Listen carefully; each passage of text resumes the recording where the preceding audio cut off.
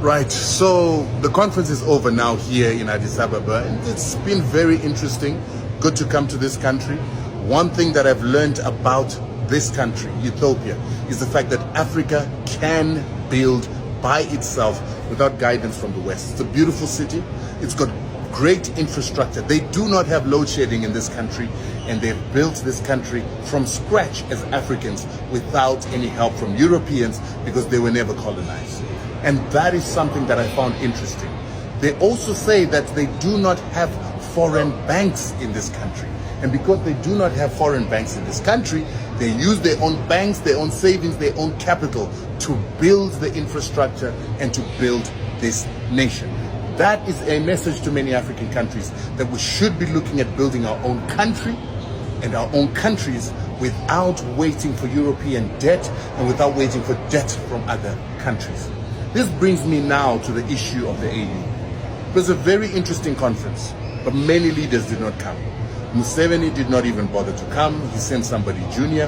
The Malawian president did not come. I did not see the Botswana president. And in fact, many people who've always come here have said that they felt that most presidents did not come.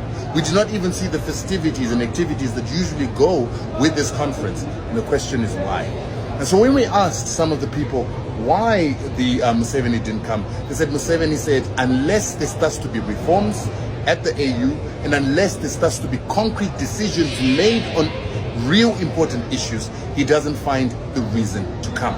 And then we also have the Francophone countries that did not come.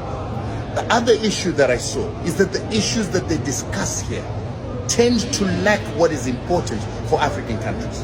Number one, they have this emphasis on partners, and these partners oftentimes are Western nations, the World Bank, and these Western institutions that are known to underdevelop Africa. And the question we're asking the AU is why do you keep partnering with enemies of Africa to try and develop Africa? For instance, the World Bank is lending money to the AU to create a think tank for Africans, a think tank for the AU, but they won't even allow us to have money to industrialize. The World Bank is known for deindustrializing Africa, over-indebting Africa. So why are they still our partners? Why do we take money from them? And why don't we emulate Ethiopia that does not use Western banks to develop itself? Another issue is food. They are partnering with institutions that want to bring GMOs onto the African continent. They do not talk about institutions like AGRA that have taken a very important role on the continent to make rules on how it is that we grow our food.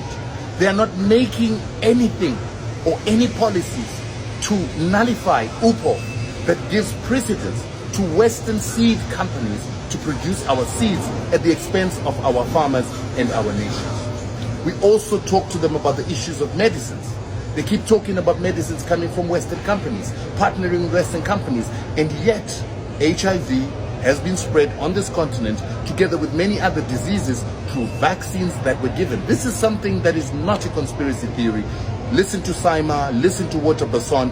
These are issues that were held in South African courts. These are issues in the public domain where Saima executives, Saima soldiers admit that they used vaccines to vaccinate Africans and to give them HIV. These are topics and discussions that were not had here at the AU. Our leaders continue to partner with these people that want to destroy African life. And the question we're asking is, what's the point of all these meetings if our leaders are still going to talk with the enemy? And then, of course, there's the European peace facility that I spoke about. It's a facility that seeks to give Africans, individual African nations, weapons to fight terrorism or to fight their neighbors. This money used to go to the AU when it used to be called the Africa Peace Facility.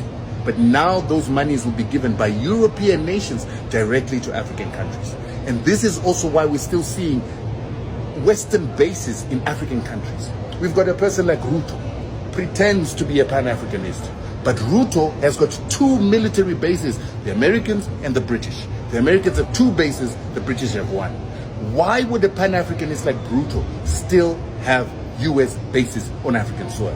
Why would the Ghanaian president still have American bases on his soil? Why would Zambia be putting AFRICOM on their soil? And why do we come to these meetings when we've got sellouts like these leaders sitting among us?